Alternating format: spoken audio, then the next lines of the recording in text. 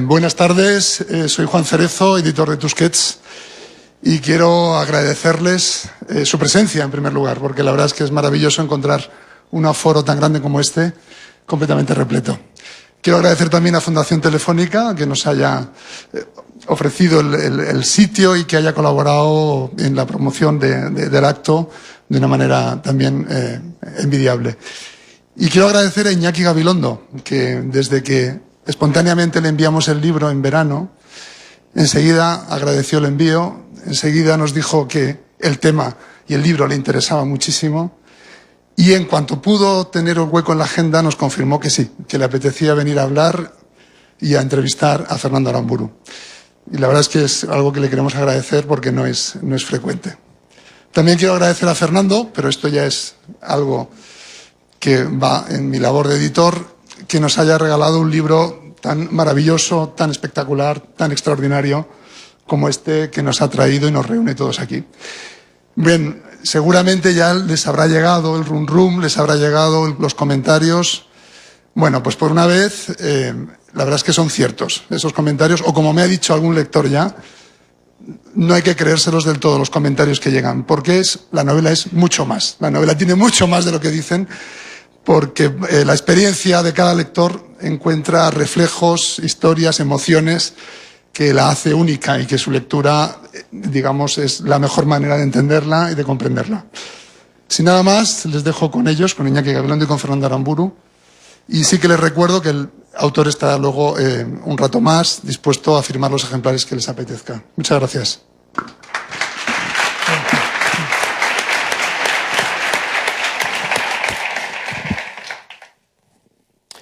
Bueno, yo soy el que está agradecido porque me mandaron el libro en Tusquets y porque me invitaron a participar aquí. Yo vengo a escuchar a Fernando, que ha escrito una novela, a mi juicio, conmovedora. Lo dice la promoción y yo, desde luego, no creo que se pueda definir de una manera más precisa lo que pasa con esta novela, a mi juicio. Yo no soy un crítico para nada, soy un gran aficionado a la lectura. El tema es de una importancia tremenda y está metido en el fondo de nuestra vida de forma tan clara que uno no puede evitar sentirse profundamente implicado. Me parece una novela extraordinaria, creo que es una novela importantísima, creo que es una novela que va a quedar claramente y, desde luego, me parece conmovedora. Bueno, como los libros son para ser leídos, este acto no sustituye a la lectura del libro, al contrario, lo que pretendería sería excitar la búsqueda del libro para su lectura. Bueno, Fernando, buenas tardes. Buenas tardes. Y puestos a agradecer, no puedo menos que agradecer que me acompañes en esta conversación. Y también quiero agradecer la presencia de un numeroso público. Me parece muy bonito que el ejercicio de la palabra literaria convoque a la gente. Y voy a hacer un esfuerzo por olvidar, por perder de vista la tormenta de elogios que me ha caído encima y que me pone en una situación un tanto complicada en el sentido de que no voy a estar a la altura de dichos elogios.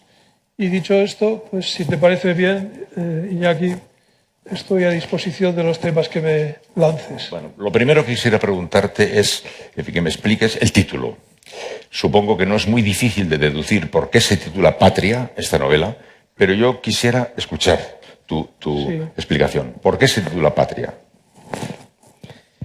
Obviamente es la patria vasca, que desgraciadamente no es solo un espacio geográfico, sino que para muchos es eso, pero sacralizado, convertido en mitología, convertido en algo que es muy peligroso en las sociedades, que es una misión que cada vez que se pone en marcha genera dolor, genera víctimas, misión que consiste en llevar mentalmente, incluso bíblicamente, a una masa de personas de un punto A un horizonte B que se supone que es la perfección, que se supone que es el paraíso. Y un ciudadano que haya vivido en el País Vasco, lo quiera o no, está en relación con esta sacralización del espacio. ya sea porque participe activamente en esta ensoñación o porque le afecte. Y esto quiere decir que los ciudadanos de mi tierra natal llevan décadas sometidos a un filtro con unos orificios por los cuales solo pasan los puros, los genuinos, los que, vamos a decir, armonizan con el paisaje, con ese paisaje sacralizado, sentimentalizado. El resto estorba, ya sea por su procedencia natal o porque no comulga con determinadas ideas. Y estos que no atraviesan el filtro, de alguna manera hay que eliminarlos, o suprimirlos, o quitarlos de la patria, quitarlos del paisaje. Y esto se hace, como hemos visto, en distintas graduaciones. La peor de todas es el asesinato, que es una forma extrema de eliminación, pero hay otras, como la expulsión de la comunidad, haciendo que alguien se vaya del pueblo o de la ciudad o incluso de la región, o sometiéndolo al silencio o marginándolo, ¿no? Entonces, esto genera naturalmente una situación de terror o de miedo colectivo que determina de una manera directa y evidente las conductas de los ciudadanos. El libro no es un alegato. La respuesta del autor ahora mismo nos recuerda la posición que el autor nunca ha ocultado y que en sus obras Los peces de la amargura o Los años lentos quedó muy claramente manifiesta. Este libro no es un libro equidistante, las víctimas están claramente identificadas como las víctimas, los culpables también parecen quedar claros, pero es una novela en la cual el autor, a mí me parece con una gigantesca limpieza intelectual, se sitúa en medio del drama para recoger todas las voces. Estoy seguro de que como todo el mundo se va a acercar a este libro con la mochila de los prejuicios puestos, en algunos casos con unos prejuicios profundamente marcados, vas a tener que enfrentarte posiblemente a eso, a esa lucha de prejuicios. Y por eso creo que la primera cosa sería, a mi juicio, que nos explicaras si acierto al decir que aunque tienes muy claras las posiciones y quedan claras, el libro no es un alegato, es un documento, un gigantesco fresco de realidades humanas que están palpitando de manera muy caliente de las voces, de todas las voces. Y en todo caso, si es un alegato, lo sería contra el dolor, es decir, contra el dolor inferido por unos seres humanos contra otros, y me da igual por qué razones, porque a mí no me parece que el dolor se pueda justificar de ninguna manera. Lo que yo he pretendido ha sido hacer un dibujo general en el que estuvieran todos los actores. Esto encarnado, en un elenco limitado de personajes, en 9 protagonistas en concreto. Es evidente que no hay víctimas si no hay agresores. Y yo he querido introducir a unos y otros, pero no reducidos a unos recipientes llenos de ideas o de tesis. A mí lo que me interesa no es eso exactamente. Lo que me interesa es la condición humana.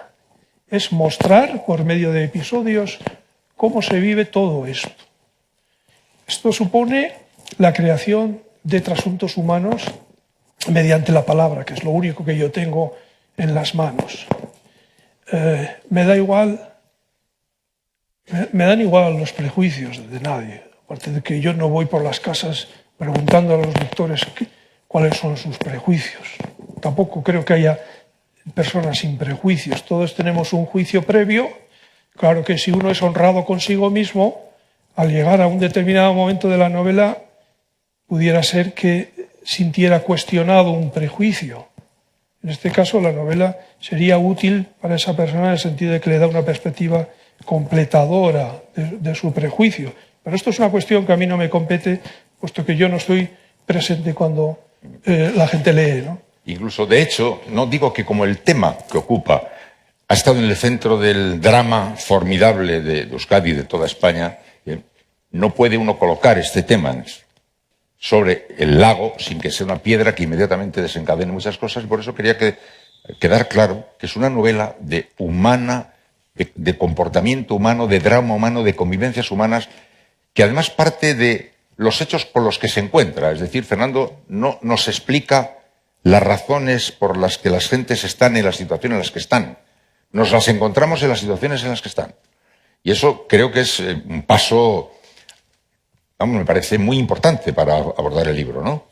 De hecho, el libro se ha publicado sin una dedicatoria, sin un prólogo, sin notas al pie de página. Yo no he querido intervenir desde fuera del texto para nada. Lo único que incluye es un glosario al final de la novela con una lista de palabras de la lengua vasca para ayudar al posible lector que no domine la lengua y facilitarle la lectura en algunos momentos, ¿no? Por otro lado, el uso de palabras en euskera está muy dosificado. ¿De acuerdo? Sí, sí. Y técnicamente, aunque ahora vamos a entrar ya técnicamente me parece también una aportación extraordinaria. Me ha resultado deslumbrante el juego de posiciones que adopta el autor. Aquí está el narrador, en otro momento la voz pasa casi en el mismo párrafo a ser la voz de alguien que está enfrente y alguien que está en otro. Ahí el filólogo de pronto se exhibe, me da a mí la impresión. Creo que al tiempo que te permite mostrar las voces, las distintas voces, que da unos ecos inesperados, una gran belleza, es un ejercicio brillantísimo, creo. Y pasas de pronto de un tiempo al otro en el mismo párrafo, que puede que alguien le pegue una sacudida, me parece brillantísimo. Pero yo disfruto hablando de técnica literaria. Pero es evidente que has jugado a eso. Eso es lo mío. En todo Claro. lo demás me veo adoptando el papel de opinante, que quizás sea, no, quizá no, es con toda certeza mi parte más frágil. Es cierto, yo espero, confío, deseo sobre todo que mi novela funcione como artefacto literario, es decir, como arte de la palabra. Dicho esto de una manera un poco rimbombante, pero es así. Esto, claro, esto es una masa de narración muy grande, esto había que ordenarlo, naturalmente. Yo necesito narradores que me cuenten una cantidad bastante vasta, con V, de episodios. Entonces ideé 9 protagonistas y decidí que también intervinieran, que se repartieran entre ellos la narración, que aportasen su punto de vista. De hecho, el episodio del asesinato está narrado 9 veces, pero desde 9 puntos de vista distintos. Es decir, y no expresados consecutivamente. Esto es que en algún momento de la novela el lector percibe cómo se entera cada uno de los 9 protagonistas, incluida la víctima, de ese suceso. ¿De acuerdo? Aparte de esto hay un narrador externo y hay un recurso que se me ocurrió con la novela anterior, que era de tipo jocoso, y es hacer que el texto sepa que está narrando. Es decir, que el texto, como si fuera personalizado, interviene también en la narración. ¿Cómo? Pues pidiendo cuentas a los otros narradores, protestando si no son precisos, exigiéndoles algún detalle más. Incluso interviene el texto con una pregunta sucinta al final de la novela. Es decir, pide una información que no se le había dado en el último párrafo y el narrador externo se la da. Y con eso se despide la novela. Pero quería decir, por si acaso, para quienes no estén en contacto con la novela, que esto que acabamos de comentar en este momento no les anuncia a ustedes un libro de alta complejidad técnica en la lectura, como si estuviéramos haciendo una invitación a viajar con Ulises de Joyce. El relato y el drama está viviéndose con una intensidad tal que todas estas cosas que estamos comentando son elementos de la técnica al servicio de la historia, que es la siguiente. Además, la técnica no debería notarse. Claro, no sería notar. Yo he hecho mal en el... Sí, el texto debe ser capaz de suscitar la película en la cabeza del lector, aunque, sobre todo los que nos dedicamos a la literatura, somos incapaces de leer los libros sin controlar cómo el compañero puntúa, o si empieza bien, o si... De hecho, yo no sé si mis compañeros de letras son como yo, pero yo soy un lector muy malo de novelas porque soy incapaz de creérmelas. enseguida me pongo a diseccionarlas y así no se puede disfrutar. De todos modos, en alguna ocasión he tenido contacto con cineastas y eran iguales. Juzgaban las películas de los compañeros conforme al encuadre y todo esto. O sea, y esto es lo que el lector no debiera percibir. Entonces, es cierto que todo el mecanismo literario está articulado de tal manera que el lector, el texto fluya con cierta ligereza ante la vista de los lectores. Y es cierto que como el libro tiene una densidad emotiva muy fuerte, yo quiero que lo entienda el mayor número posible de personas. Entonces he evitado un vocabulario selecto, al que a veces tiendo, la sintaxis es relativamente sencilla. Por eso quiero decir que yo ya he señalado la proeza técnica, pero inmediatamente después ya he dicho que no vayan ustedes a creerse que la proeza técnica les va a obligar a hacer cavilaciones muy extraordinarias, porque se van a sentir muy directamente atrapados por la historia, que decía, nos sitúa en un pequeño pueblo próximo a San Sebastián, diríamos, próximo a Rentería, Guipúzcoa. Y nos encontramos con dos familias y sobre todo con dos mujeres, dos madres de familia, que representan los dos polos del drama que se nos va a contar. Una familia que está en el lado de la izquierda versale, el hijo de la familia es miembro de ETA, y la otra familia, que es una familia en la que el padre de familia ha sido asesinado por ETA. Las dos mujeres son amigas, muy amigas, amigas de las de ir a merendar, amigas de que quisieron ser monjas cuando éramos pequeños, y que, sin embargo, por la historia, representan los dos polos de un drama tremendo. Las dos mujeres son la clave, ¿no, Fernando? Digamos, las columnas fundamentales. Estas mujeres, incluyendo las dos hijas, sí, que son de Traca, se asemejan mucho a mujeres que yo he tenido cerca en mi infancia y en mi adolescencia. Son mujeres fuertes, o como decimos los vascos, fuertes, fuertes. Nosotros repetimos el adjetivo en lugar de usar el superlativo, y cuantas más veces se repite el adjetivo, más se intensifica la calificación. Y efectivamente, de hecho, si se suprimieran a las cuatro protagonistas, esta novela no se sostiene para nada, ¿no? Ellas son las gobernantes de la casa y tienen un carácter fuerte. En ellas repercute la historia atroz, sangrienta que hemos tenido en la zona de una manera muy intensa. Son, como tantas mujeres que yo he conocido en mi tierra natal, son las que tienen en la familia la potestad de la palabra. Otro día, mientras hacíamos una filmación promocional en San Sebastián para la novela, me ocurrió una anécdota que es muy significativa.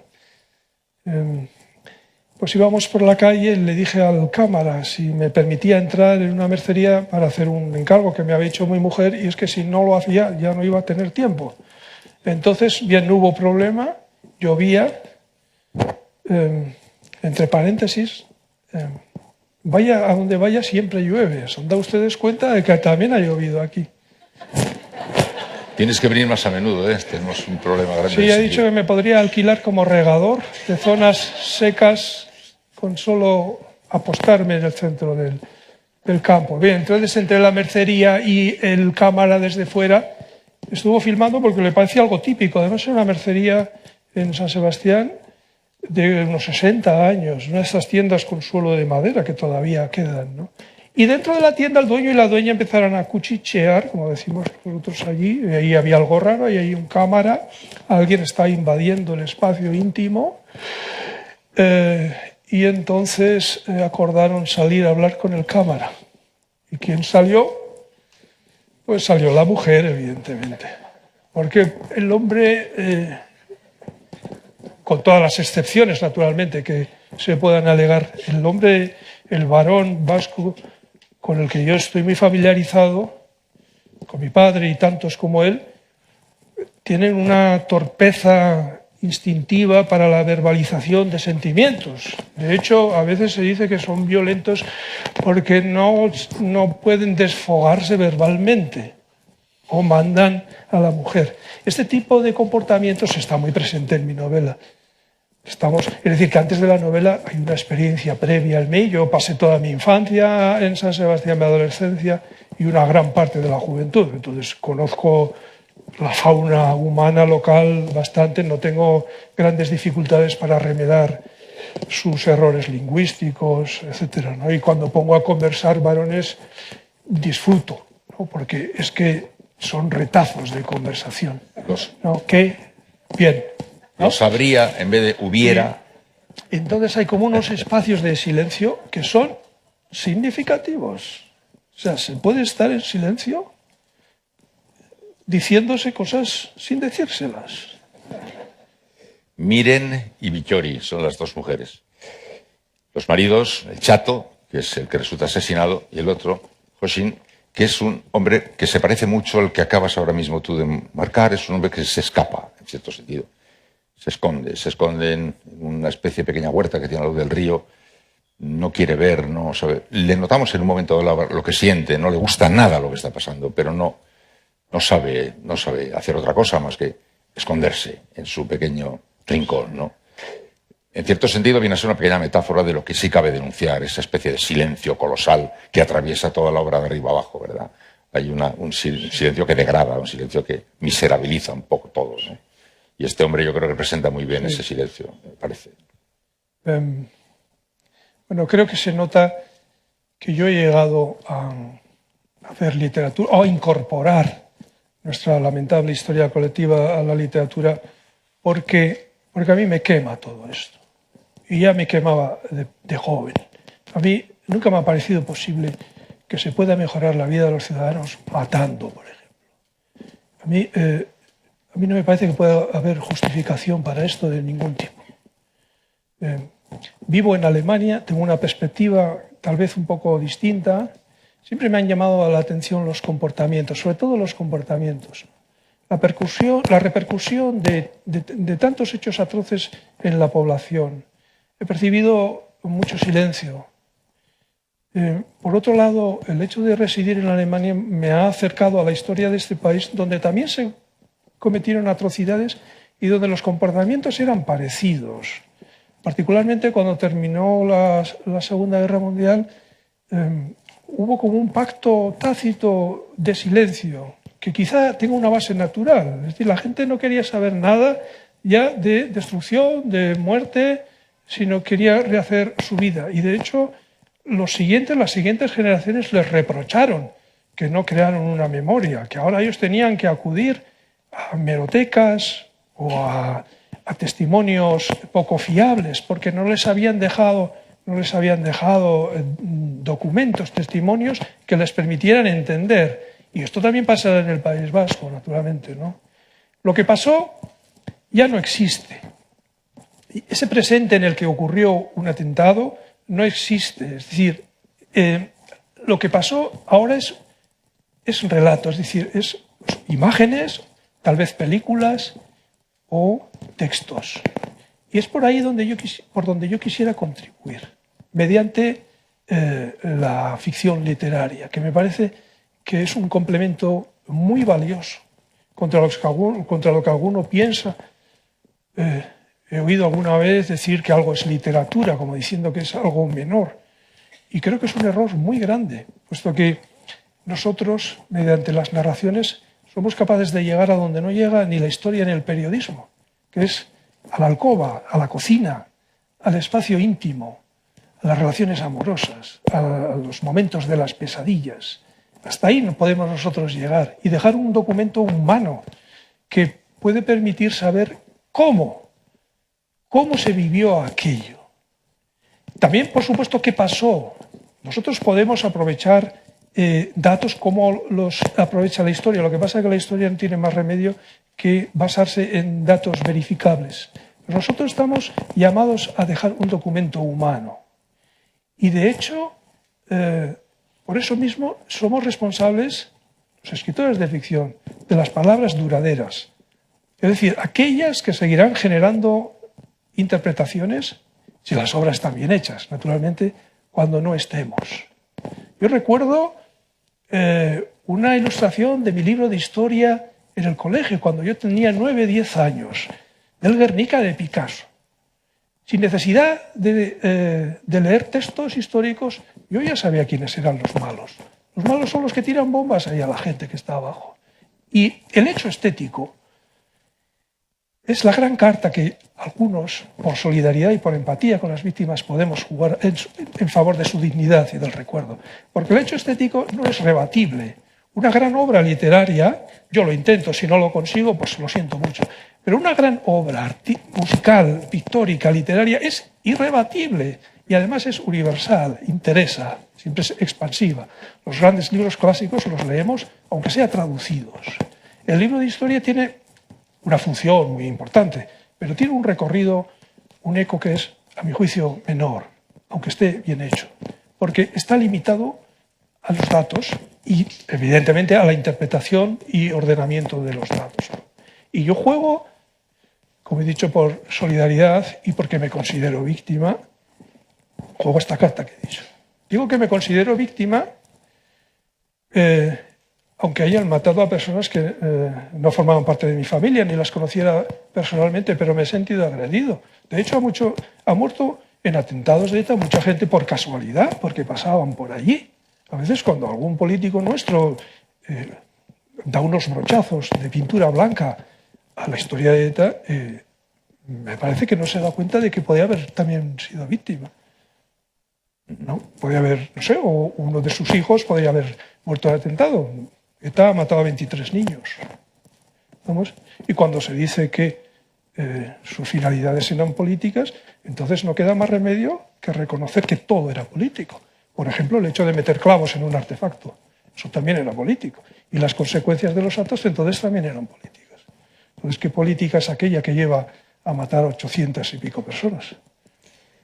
En este fresco que decimos, Fernando nos muestra muchas cosas en capítulos cortos y muy certeros. También la atmósfera opresiva, la atmósfera que conduce a la gente inevitablemente a una determinada mirada casi sin escape. Uno de los hijos dice: me tengo que marchar porque no puedo eludir la presión que me rodea. Pero también aparece la tortura. También aparece la tortura. Y bastante manifiesta y claramente expresada. Están prácticamente colocadas todos los argumentos de la historia. Y cuenta lo que pasa y cuenta lo que queda y cómo quedan los que han pasado por donde pasan, porque los hijos de esa familia son extremadamente interesantes a su vez, dignos de ser leídos con muchísima atención. Xavier, médico, se escapa de la felicidad. No sé si es Nerea, creo que se llama, se escapa a Zaragoza y no quiere volver.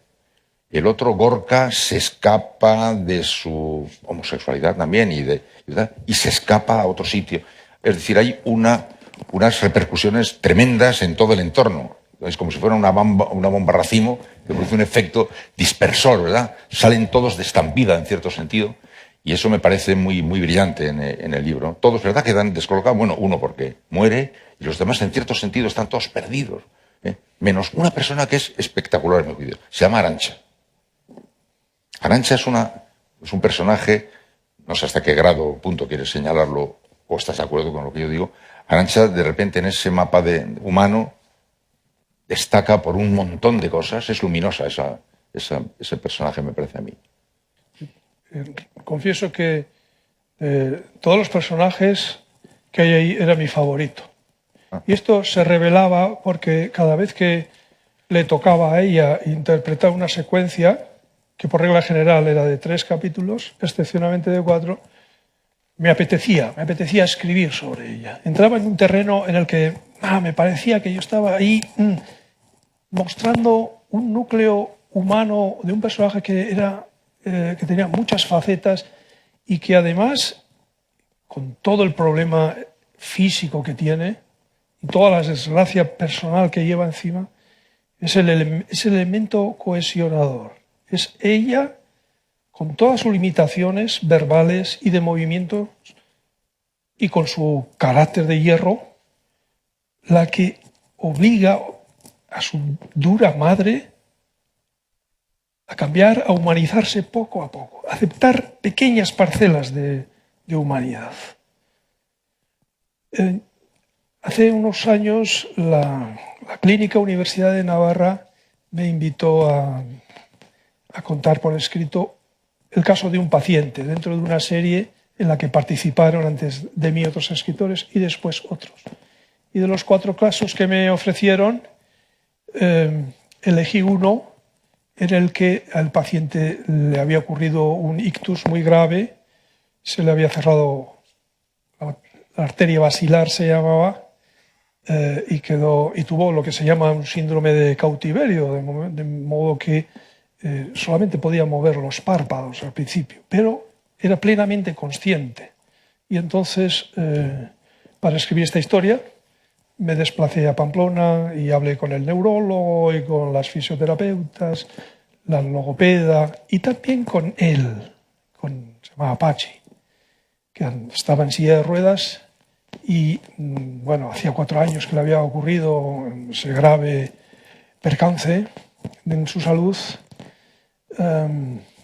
Y entonces ya era capaz de ponerse de pie con ayuda y empezaba a fonar, es decir, a pronunciar sonidos más o menos reconocibles. Yo sabía que sacaría provecho literario de esta persona. Y de hecho es lo que hago siempre. Voy como una esponja por la vida, por las calles, callado, con mi cuaderno de apuntes, y me voy empapando de gestos, de giros, de palabras, de historias. Y antes de venir aquí dijiste algo que es cierto y que me desnuda como autor. Y es que este libro es fruto de haber levantado una esclusa y haber soltado una enorme cantidad de experiencia personal, de experiencia dolorosa. Quisiera decir algo también sobre los episodios en los que narro los interrogatorios a que es sometido José Mari, militante de ETA, que ha asesinado a otras personas, y también se cuenta, ¿no? Ya dije antes que no es posible que haya víctimas si no hay agresores. O viceversa, no hay agresores si no hay víctimas. Y yo creo que unos y otros forman parte del dibujo general, que todos llevan su novela encima y que todos merecen, desde el punto de vista de la literatura, el mismo tratamiento, que consiste en llenarlos de volumen humano. Entonces yo no quiero sacar en mi novela una etarra que solo es etarra. Quiero que también juegue a balonmano, sea un muchacho con pocas luces, un muchacho virgen, algo que se revela en un momento de la novela y que a mí me parece un momento francamente duro. Es decir, que el lector tiene la posibilidad de ver a este muchacho desde otros flancos, que no son los que normalmente difunden o promueven sus adeptos. Hay más que ver las fotos de los terroristas, como digo yo, los gudaris, como dicen ellos, son normalmente fotos favorecedoras. Se les ven jóvenes, sonrientes, con pelo. La realidad suele ser distinta. No se les muestra públicamente. Estuve recientemente en Hernani y vi ahí una fila de 20 y tantas fotos, lo que me dio a entender que cuando se habla de olvido, de la necesidad del olvido, es el olvido de lo que les pasó a las víctimas, porque ellos siguen haciendo homenajes y difundiendo fotografías, ¿no? No se ponen las fotos actuales de esos presos vascos que dicen, con sus calvicies y sus gorduras ya de cuarentones o cincuentones. Y yo sí quería sacar la verdad personal también de este muchacho. Y por otro lado, la narración abarca 3 décadas, es decir, que es un recorrido suficiente para mostrar la evolución de cada uno de los personajes. El etarra, antes de serlo, fue niño y jugaba en el campo y cazaba pájaros. Y después se integra en una cuadrilla y recibe, como los otros, la presión grupal y participa en la Kale Borroka, en la lucha callejera, y se entrena para actividades posteriores pegando fuego a autobuses, incluso con el conductor dentro. Es decir, que el lector tendrá la oportunidad de ver un personaje también en su intimidad, dentro de la celda, cuando empieza a descubrir sus contradicciones, cuando se siente manipulado, cuando se da cuenta de que quizá me he equivocado. Hay un momento en el que él ve en el televisor un partido de la Real Sociedad contra el Athletic. ¿Y qué ve? No ve solamente los jugadores, ve las gradas repletas de vascos felices que cantan y que se lo pasan bien, y él está allí en su celda en Puerto de Santa María, ¿no? Y de hecho sabemos que muchos de ellos, cuando han estado solos, cuando han tenido tiempo y sosiego para pensar en lo que hicieron, han cambiado. No sabemos hasta qué punto, porque ese es un mundo oscuro. Y Vittori tiene, y esa es la columna vertebral de toda la novela, tiene una necesidad imperiosa de que este muchacho le pida perdón. Y ahí es donde Arantxa cumple una función muy importante. Pero no voy a desvelar la novela, aunque ya prácticamente hemos contado entre los dos el 70%. Yo puedo asegurarles que no hemos contado el 70%, y aunque contáramos el 100% no habríamos contado nada, porque yo creo que el relato empieza en el interior de uno mismo a respirar y a temblar y a crecer a una enorme velocidad, solo con la música y las palabras, aunque supiéramos exactamente qué va a ocurrir. Son de una violencia tal, por ejemplo, la transformación de la madre Nerea, que era amiga de Vittori desde toda la vida y que de pronto, dice el autor, en el paso del café que tomaron en la avenida al chocolate con churros que tomaron en el boulevard, pasó de ser una cosa a ser la siguiente, en un acto de conversión, entregándose de una manera tan incondicional a la causa de su hijo, patológicamente incondicional y de manera fulminante. O sea, yo creo que es una de las pruebas de lo inexplicable de prácticamente todo. Yo tengo la impresión de que hemos vivido una alucinación. Poco antes de empezar, cuando decía, me parece, Fernando, que has querido, tenías dentro, te estaba quemando el alma esto, ¿no? Y yo creo que todos los vascos de una cierta generación nos quema el alma con esto. Y de repente, ¡bras!, el chupetón. Hay tanto de inexplicable. A mí, en lo inexplicable que se da en la conversión de la madre, yo encuentro una verdad profundísima. Alguien dirá, bueno, ¿cómo un autor nos presenta a una mujer que en el transcurso de un ratito tan pequeño pega este viaje? Eso ha sido todo tan inexplicable, una locura de tal calibre, que creo que está muy bien que sea un paso tan loco como este, porque es que no se entiende muy bien qué le ha pasado del café al otro. Y sin embargo tampoco hace falta entenderse, también se entiende, ¿no? Es muy fuerte. Yo no creo que le importe al autor que se diga que la novela no nos ofrece solamente un fresco terrible y dramático, sino que viaja hacia la esperanza con enorme claridad y de manera manifiesta. O sea, la obra va buscando salida de luz, y la busca, creo, ¿no? Y la encuentra, me parece. Bueno, tiene un final sobre el que me preguntan mucho, Sí. Bueno, pero si lo revelo ya es el 100% de la trama. Pero que efectivamente es lo primero que se me ocurrió. Se me ocurrió la escena final, lo primero. Hasta el punto de que toda la novela es un prefacio de las últimas 5 o 6 líneas. Y ese final es interpretable posiblemente de distintas maneras. Pero si se interpretara en el sentido de cierta esperanza, ¿no? Tal vez no de una esperanza ingenua o precipitada, yo me mostraría de acuerdo. Una vez, durante la presentación de Los peces de la amargura con Maite Pagaza, que me acompañará dentro de poco también en la presentación de esta novela, al terminar me riñó un poco. Me riñó un poco porque no había hablado de la esperanza. ¿Que no has hablado de la esperanza? No hablé entonces, no di motivos de esperanza. Fui demasiado sombrío, demasiado pesimista. En otra ocasión participé en una cena, por cierto, participé en un acto de COVID que introduce un tramo un poco jocoso en el libro, porque en realidad soy yo el escritor que hizo unas tonterías ahí en público y es visto por un personaje, ¿no? Y a continuación pues hubo una cena pues con varias víctimas del terrorismo, un juez y yo.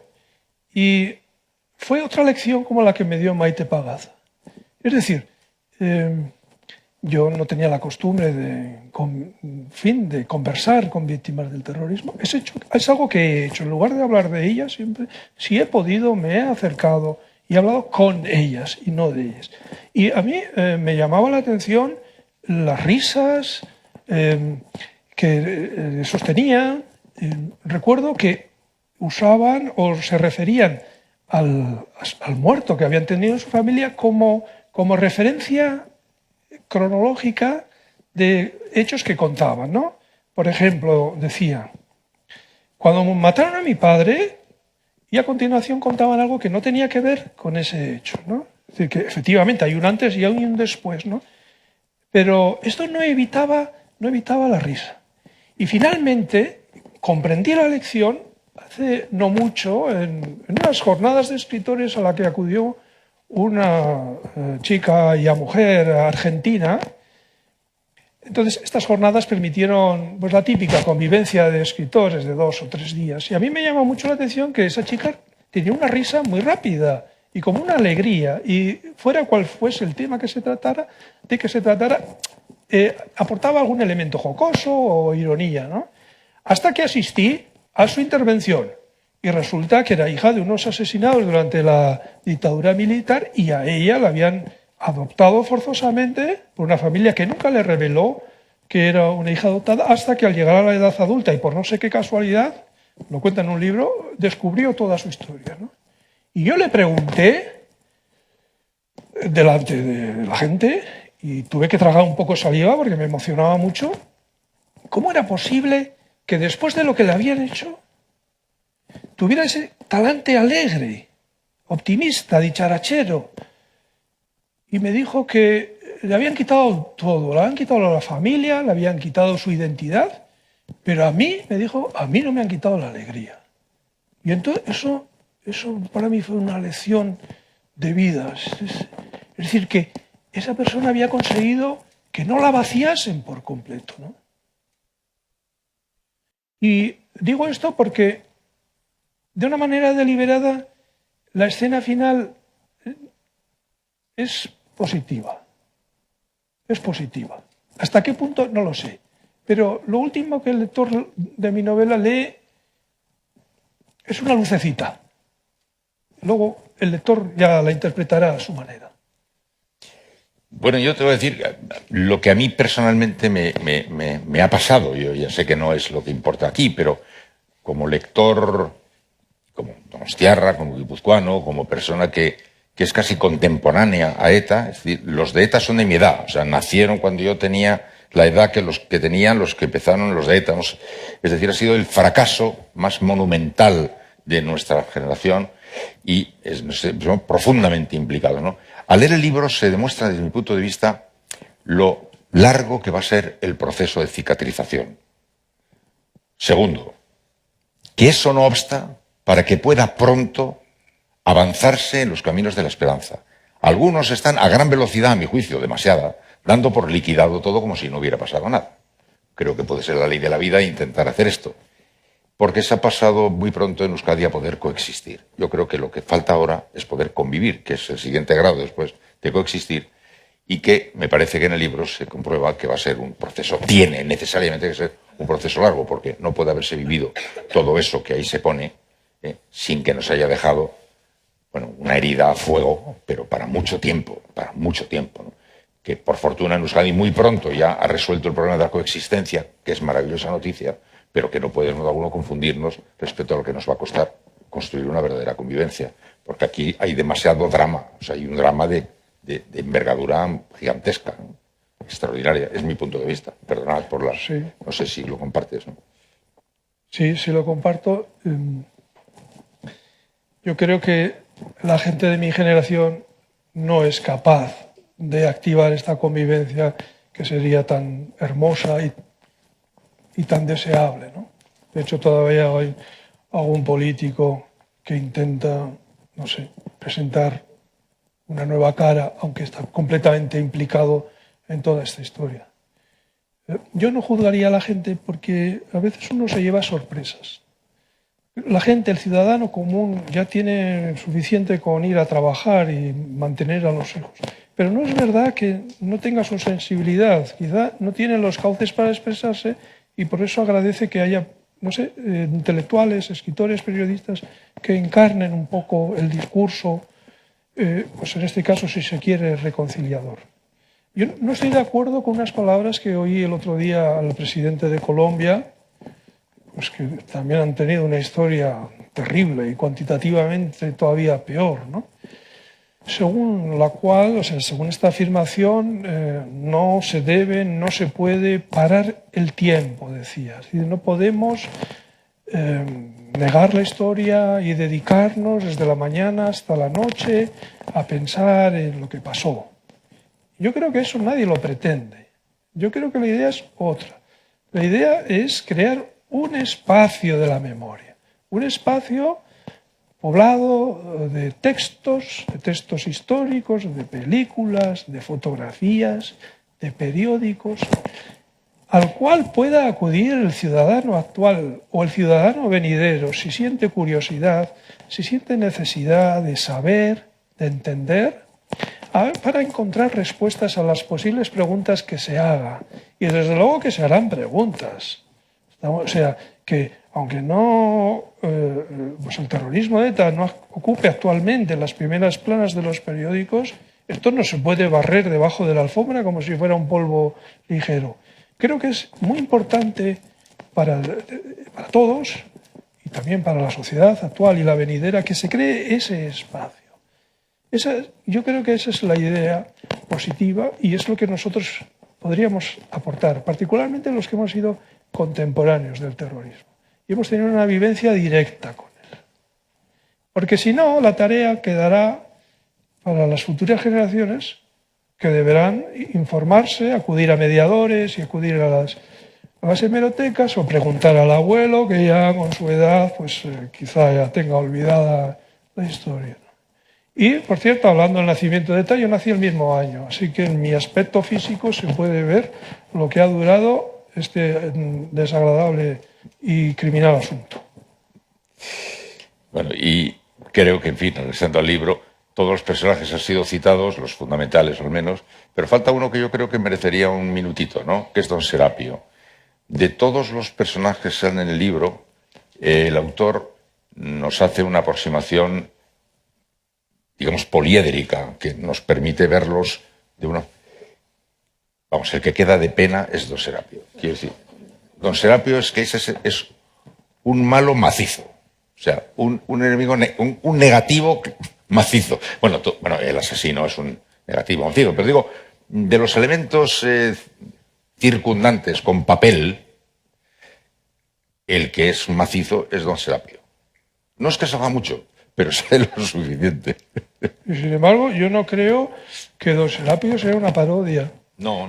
Hemos tenido estos curas. Hay un reportaje estremecedor de Antena 3 del año 2012, está disponible en Internet. Reúne este reportaje entrevistas a curas vascos con cámara oculta. Y lo que dicen algunos es estremecedor. Uno pensaría que estas personas han adoptado el sacerdocio pues para difundir la bondad, o el amor al prójimo, en fin, la palabra de Jesucristo, y lo que dicen es horroroso. Ahora bien, lo que yo no puedo hacer es extrapolar y decir que la Iglesia vasca está a favor de los verdugos, porque entonces olvidaría que ha habido sacerdotes que tenían que ir con escolta o que han recibido directamente amenazas de ETA. Hay algunos episodios en este reportaje de Antena 3 que acabo de mencionar. Hay un jesuita al que le mandaron una caja con una calavera, una auténtica calavera humana, y una carta en la que lo amenazaban directamente, convirtiéndolo en objetivo militar. Entonces hay que distinguir, ¿de acuerdo? Pero hemos tenido lo que hemos tenido. Hemos tenido curas que recaudaban el impuesto revolucionario. Hemos tenido un obispo que se negaba a abrir la iglesia para hacer un funeral a una víctima de ETA. Esto es público. Entonces, mi cura es un poco de este tipo. Por otro lado, es verdad que los curas de mis novelas suelen hacer un papel poco... airoso. Poco glorioso, vamos a decir. Bueno, me han dicho que no pasáramos de 1 hora. Ya se ha cumplido la hora. Pero el editor sugirió la posibilidad de que el público tal vez tomase la palabra Entonces, para formular algún tipo de preguntas.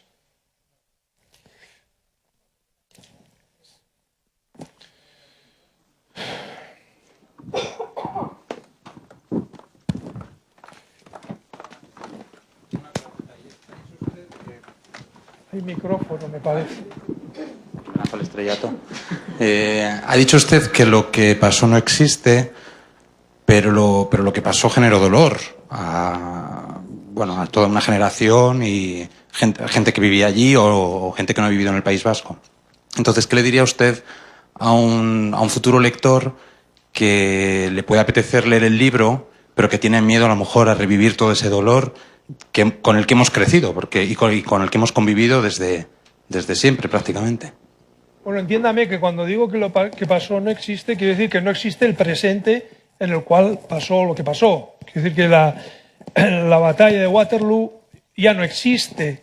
Lo que existe es la conversión del hecho histórico o privado, es igual, en texto o en testimonio visual, ¿de acuerdo? Por eso, ya para nosotros mismos, lo que existe es un conjunto de relatos o de testimonios.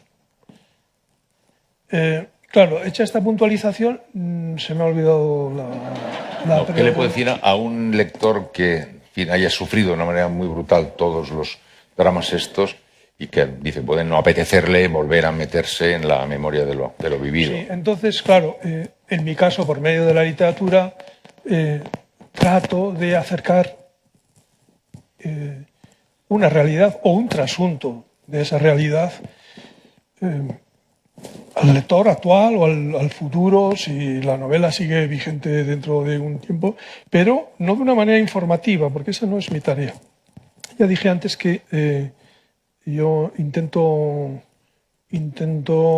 hacer una indagación de la condición humana y mostrar, entre otras cosas, cómo repercute la historia colectiva, la historia social en cada uno de los personajes, en mujeres, en varones, en mayores, en niños, cómo evolucionan. Y esto, si está hecho con la suficiente verdad humana, sitúa al lector en la posición de preguntarse ¿cómo habría reaccionado yo? Si yo soy la madre de Setarra, ¿habría hecho lo mismo? Entonces, yo estoy de alguna manera accediendo de una manera estética, por supuesto, pero también emocional en los lectores. Ese ingrediente emocional es decisivo en la literatura. Si la novela no emociona, emocionar no quiere decir mover a lágrimas, sino mover algo en la conciencia del que lee, entonces no ha funcionado. Entonces ha fracasado como representación de una realidad humana. ¿Crees, Fernando, que sabes que algunos están considerando esta novela como, vamos, en la línea del Verdes Praderas, Rojas Colinas de Pinilla, que es una especie de obra canónica que ha quedado ahí de la historia de nuestro pueblo, que creen que Patria está para situarse en ese estante, ¿no?, de la historia Bueno, si Ramiro Pinilla estaría aquí, yo creo que en esos momentos no habría podido aguantar las lágrimas. Él me dijo una vez, Fernando, tú tienes que continuar la historia de nuestro país o de nuestra tierra donde yo la dejé. Es decir, él llega en Verdes Valles, Colinas Rojas hasta mediados de los 60 y sin llegar a su altura, yo acepté ese relevo, ese bastoncillo de relevo y de hecho mi novela Años Lentos está suscitada por Ramiro Pinilla, es decir, pues donde él terminó. Sí, bueno, estas son cosas de escritores, aparte de que yo veía en Ramiro una figura paternal en todos los sentidos. Casualmente nació el mismo año que mi padre y tuve una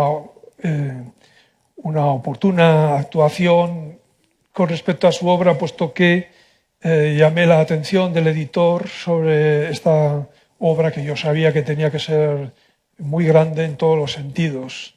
Entonces, claro, me has tocado el corazoncito. Pues es mira, que Pues de verdad que no tenía ni idea, pero me da la impresión Sí. de que podría estar en la línea de constituir un siguiente eslabón en la historia, en la cadena esa, ¿no? De ese relato. Y los dos estábamos de acuerdo en que escribíamos de una época de la cual habíamos sido contemporáneos y hasta cierto punto testigos. Sí. Bueno, pues mira. Pues nada, me celebro haber... Pues nada más, muchísimas gracias. Corran la voz, es una novela extraordinaria, sinceramente. Bueno.